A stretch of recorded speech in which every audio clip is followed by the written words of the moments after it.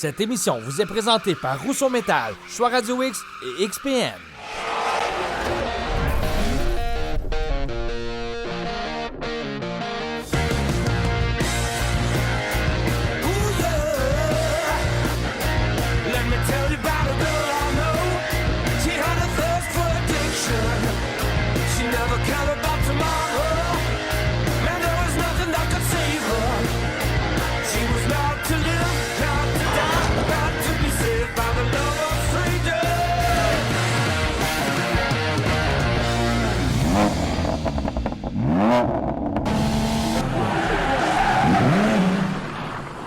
Salut tout le monde, on vous souhaite la bienvenue à Festidrag.tv avec, ma foi, bonheur, chaleur, soleil et zénitude, Martin. Il y a un petit bout d'autre aujourd'hui. Bon. Et là, cette semaine, Martin, on s'en va du côté de Granby, entre autres. Oui, pour la catégorie Sportsman en action. Début des travaux du 2 places NASCAR, baby. L'émotion s'en vient. Ben oui, tranquillement mais sûrement. Encore une fois, cette semaine, on retrouve notre ami Dom Fugère. Ben oui, le rallycross est de retour après quelques années d'absence. Vraiment content d'avoir cette tranche-là du côté canadien, la seule et unique au Canada. Le Super Tour Bonanza spécial de l'an passé, parce que il a mouillé en début de saison. Fait qu'on vous présente les meilleurs moments de l'an passé. Et toi, tu as rencontré Ben Morissette du côté du Salon Autosport. Ben voilà, c'est coup de cœur encore une fois cette semaine. Tout ça et plus encore à Festidrag. On start ça right now. On est très heureux de ramener le rallycross international. On me demande pourquoi c'est important pour nous de ramener ça chez nous. Ben, c'est surtout que ça nous donne une vitrine vers l'extérieur, donc ça nous permet de voir ce qui se fait ailleurs. Les gens qui viennent chez nous sont capables de voir comment on organise les choses et aussi comment les pilotes d'ailleurs viennent. Mais on est capable aussi d'avoir des pilotes de chez nous.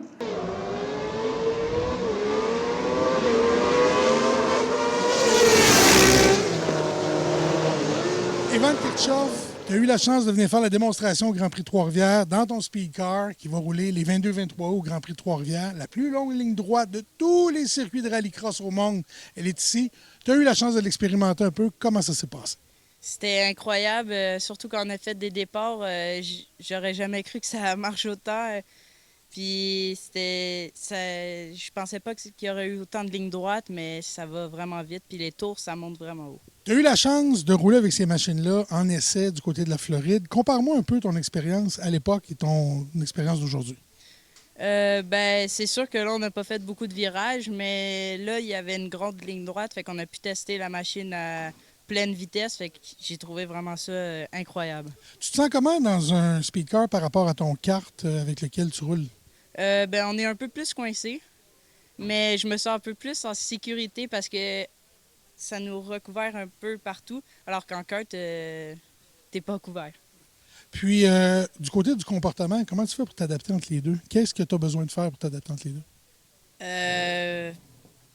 Ça se fait toute seule, je sais pas. Mais sinon, c'est sûr que je fais un peu de simulateur. Puis je me suis habituée à faire du rallycross, du rallye. Puis aussi chez nous, je fais du rallye l'hiver, fait que ça m'a habituée. Oui, parce que là, tu parles de chez vous. Chez vous, c'est le circuit Mécaglisse à Notre-Dame-de-Merci. Un circuit où il y a de l'asphalte, où il y a de la terre battue et où tu roules avec des voitures de rallye. Puis là, aujourd'hui, tu as eu la chance de rouler dans une des voitures de l'écurie Test Racing avec laquelle tu vas faire tes débuts au Grand Prix de Trois-Rivières en Rallye X national canadien. Comment ça s'est passé? Parce que je t'ai senti un peu nerveux. C'était pas mon auto, fait que j'y allais mollo, puis j'ai trouvé ça vraiment le fun, le feeling, mais c'est deux choses différentes entre le rallycross puis le rallye, parce que cette voiture est tellement léger que ça se fait toute seule, ça pogne le virage toute seule, alors que l'autre auto, il faut vraiment que tu fasses un peu d'appel contre appel pour faire basculer l'auto, puis pour qu'elle tourne. Donc, l'autre est plus puissante, plus compliquée à piloter. Celle-là, plus légère, plus agile. Lequel tu préfères? Je pourrais pas dire. Un bon politicien. Ivan Kirchhoff, merci beaucoup. On a vraiment hâte de te voir en piste 22 et 23 août du côté du Grand Prix de Trois-Rivières. Puis d'ici là, avec toutes tes aventures en karting avec l'écurie PSL, on va suivre ça. Puis on va surtout être dans les gradins pour t'encourager. Merci.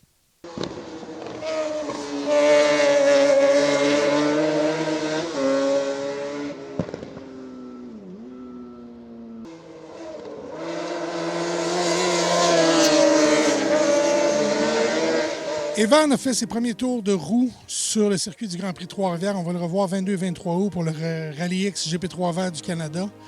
Dans le cross-kart, mais aussi dans une voiture de rallye. Comment ça s'est passé, Véro? Moi ou lui?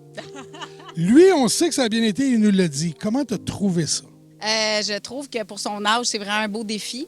Donc, à moins de 13 ans, bien, il y a 13 ans, fraîchement 13 ans. Donc, c'est vraiment une expérience hors pair qu'il va vivre pour le Grand Prix de Trois-Rivières. Donc, merci de nous accueillir, puis ça va être une expérience incroyable.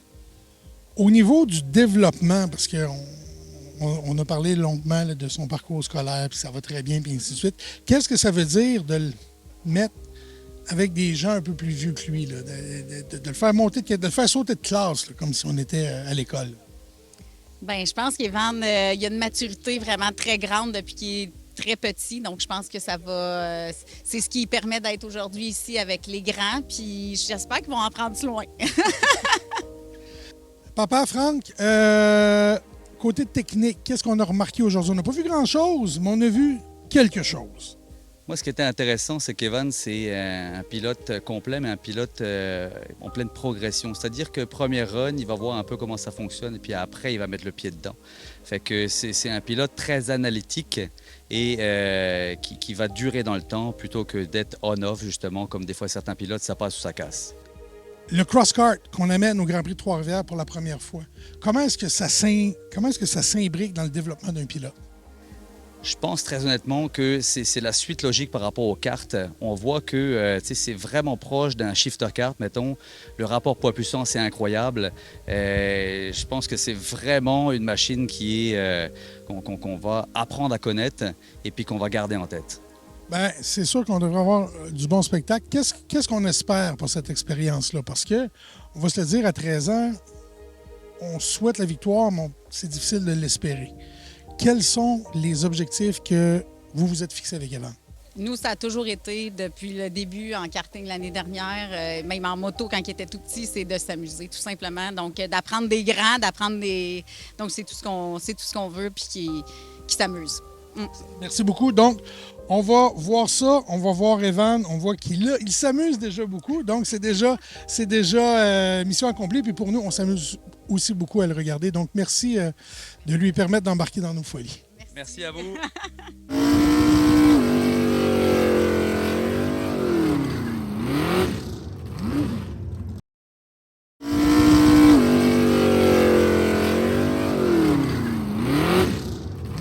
On s'en va retrouver Christian Lajeunesse dans son temple pour modifier le NASCAR 2 places, maintenant pour vous à festidrag.tv. La voiture NASCAR 2 places est maintenant prête à recevoir son nouveau moteur, mais quelques ajustements sont nécessaires.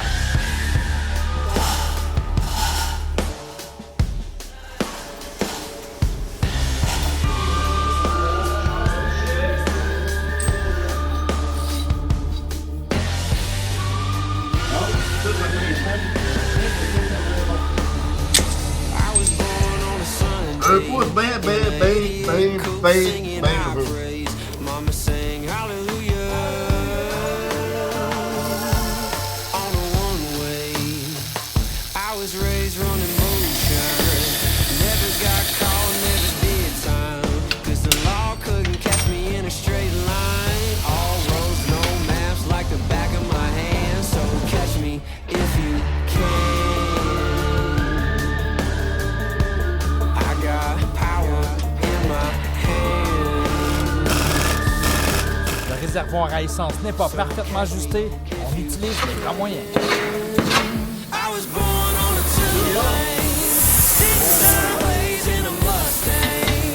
Put me in the dirt or on the highway if you're coming my way. I was raised in the shotgun, got it running from the law 'cause he shot one. Now you know where I came from. All roads, no maps, like the back of my hand. So catch me if you can. I'll be coming round the bend. So catch me if you can. The red, your lights are blue. Six in the chamber, 6 gears to. Ça, dans le fond, c'est la braquette qui tient le ciel. Ouais, madame. C'est l'ancien. Dans le fond, le dos de l'ancien est comme ça, c'est ça? Ouais, c'est ta banane. Puis là, l'autre, il est bien droit. Ben là. Fait que là, on n'altérera pas ses morceaux. Non. On va s'en faire un autre bien droit, puis on plante ça là.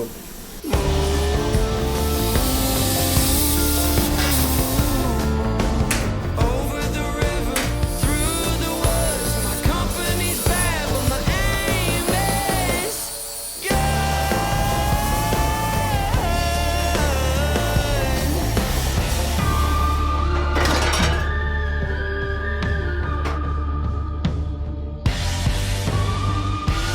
Catch me if you can. I'll be coming round the bend.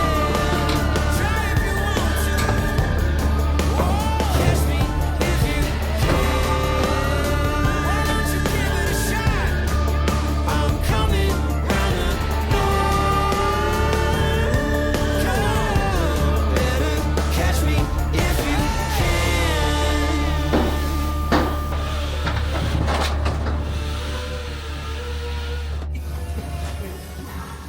Veux-tu que je relève un peu le dossier? Oui.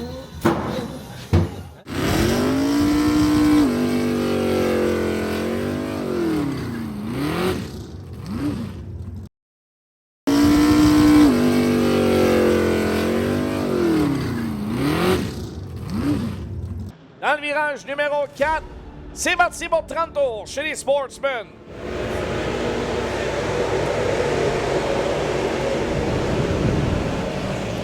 Au départ pour un Fortier qui s'accroche à la tête.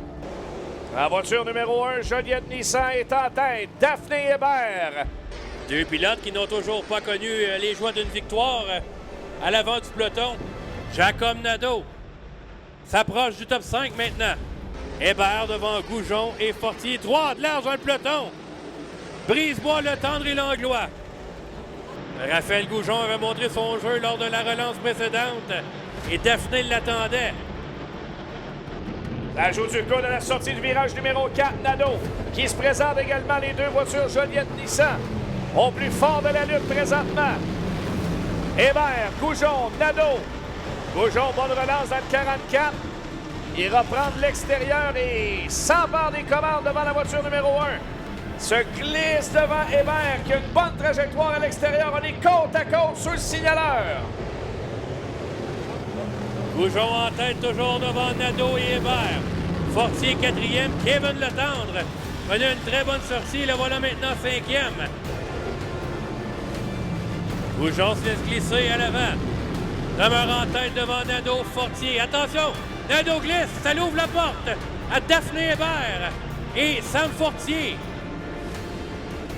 Au départ de Goujon qui demeure à l'avant, Hébert au deuxième rang, on voit Nadeau maintenant qui plonge à l'intérieur. Slide job pour Jacob Nadeau. Bien se placer devant Goujon, mais Goujon revient. Oh, on s'est touché dans le peloton. Attention, Brisebois dans le mur. Ça vient cogner très solidement. Le blanc est sorti. Papa n'avait pas gagné depuis 19 ans à Grand Bay.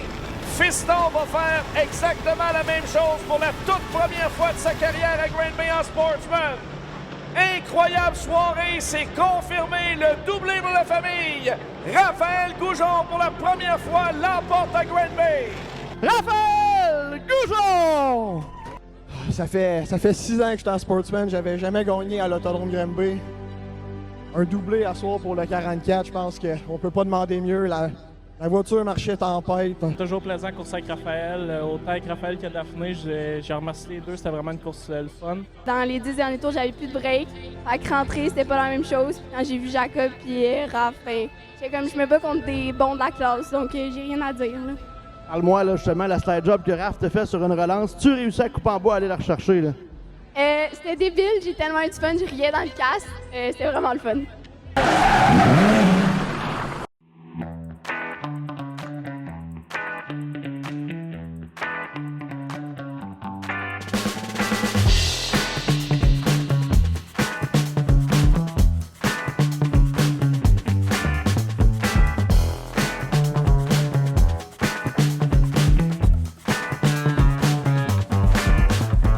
Encore une fois cette semaine dans le cadre du Salon Autosport de Québec, je suis en compagnie de mon nouvel ami Ben Morissette. Yes. Bien le bonjour. Bonjour. Puis là, écoute, ma mère serait contente de voir ce char-là. Mon père, mon chum, et tu me comptes de bonheur. Une R8, ça rend heureux tout le monde, Ben. Ouais, moi le premier parce que moi, je m'en cherche une. Tu t'en cherches une? Oui. Gars, ça qui magasine encore des chars? Ouais, ça, c'est l'histoire de ma vie. Mais non, je m'en cherche une depuis longtemps, mais tu sais. Mais celle-là, quand je l'ai vue, j'ai fait wow. Puis encore plus quand j'ai parlé avec le propriétaire. Francis, si je me trompe pas? Ouais, je pense que c'est ça, Francis. Puis il a tout fait par lui-même. Il n'a pas acheté un kit turbo qui vendent chez les grosses compagnies trop chères. Il a vraiment tout fait lui-même. Fait que je suis encore plus impressionné. Pour vrai, j'adore ce modèle de char-là. Puis tout ce qu'il a fait, j'adore ça. Parce que même moi, quand je suis passée devant hier, je suis venue pendant l'installation du salon, puis je remarquais justement en arrière, je me disais, ben voyons, il y a quelque chose de custom là-dedans. C'est justement pas des pièces qui sont achetées d'un bord puis de l'autre. Il a travaillé à 100 sur le véhicule. Là. Exact. Je pense, de la façon qu'il me parlait, c'est pas mal lui qui a tout fait. Fait que le rendu là, c'est du custom d'un bout à l'autre. Fait que là, ça part directement droit à ton cœur de gars qui aime travailler sur des chars. Exact. Puis une R8, c'est un modèle qui, je vais dire, fait rêver monsieur, madame, tout le monde. Pourquoi toi, personnellement, c'est un modèle de véhicule que tu aimes beaucoup? C'est comme le petit frère, c'est le petit frère de la Lamborghini. Ouais. On va dire que c'est une Lamborghini pour les pauvres, on appelle ça de même dans le domaine. Ou un bébé Lamborghini. Oui, c'est ça. Fait que ça, au final, c'est une belle plateforme, c'est des belles mécaniques, ouais. Avec beaucoup de potentiel, mais que tu vas payer beaucoup moins cher qu'un Lamborghini. Et toi, un rouge de même, c'est comme quasiment un rouge orangé selon la lumière qu'on a. C'est-tu dans ton genre de couleur? Te connaissant flasher avec ton blanc? Écoute, moi, ma couleur, c'est noir à base. C'est noir à base? Puis j'ai un char blanc. C'est quand même ironique. C'est un fucké. homme de contraste, on vous l'a dit la semaine passée. Ouais. Pour être bien honnête, j'ai failli en acheter une de la même couleur il y a à peu près 6 mois. Puis j'ai changé d'idée, mais pour vrai, c'était cette couleur-là. Je suis pas un fan de rouge ou d'orange, mais dans cette couleur-là, elle est vraiment belle. Au look, c'est magnifique. Ouais, c'est fou. Chose certaine, il y a pas mal de monde qui regarde au Salon Autosport de Québec. T'es pas le seul à avoir eu le coup de cœur. Ouais. Puis là, d'après moi, ça va juste augmenter ton besoin de t'acheter une R8 aussi. Ça se peut. Je suis vraiment désolée qu'on ait recréé ça à l'émission cette semaine. Je vais t'en vouloir. Si je n'achète une, je vais me rappeler. Je m'excuse déjà à ta blonde, c'est tout de ma faute. Ben, merci beaucoup. On se retrouve la semaine prochaine pour un autre coup de cœur. Merci beaucoup.